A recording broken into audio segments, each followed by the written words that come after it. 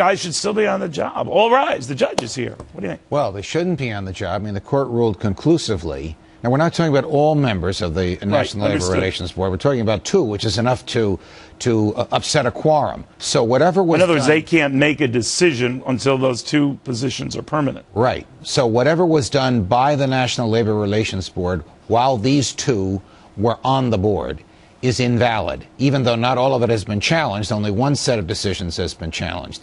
I would think the Supreme Court will uphold this, and that will cause the NLRB to have to go back and do over, as Fred just said, everything that they've done.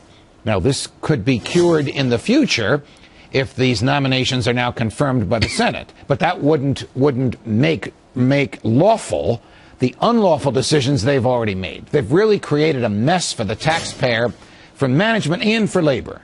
Why does this keep happening? Under Democratic presidents or Republican presidents, you have an out-of-Senate appointment. I mean, why can't we just, both sides, you don't like these characters, don't vote for them? Because the president has too much power under our system, Republican presidents and Democratic presidents. Well, he argues that he was being blocked with these, and so this is his only choice. No, the Senate has the right to block. And if the Senate doesn't want to confirm his nominees, then there is no NLRB because there's not a quorum.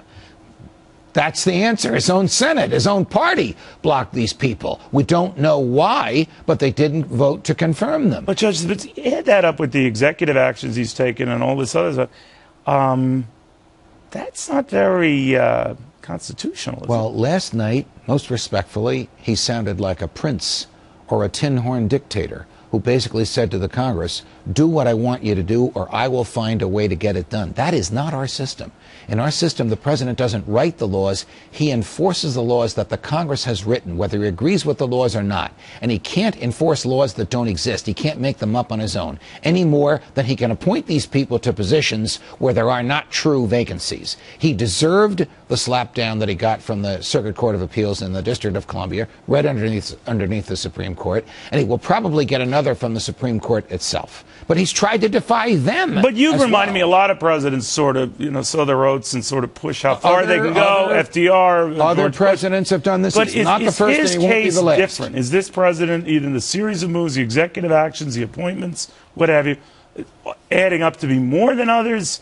Unusual? Each president does it more than his predecessor because they use the predecessor's behavior to justify what they're doing. So George W. Bush did it more than Bill Clinton, who did it more than George H.W. Bush. And Barack Obama is doing it more than George W. Bush did.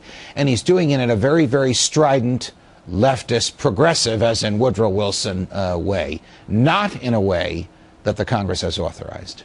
Judge, thank you very, very much. Napolitano. In the meantime,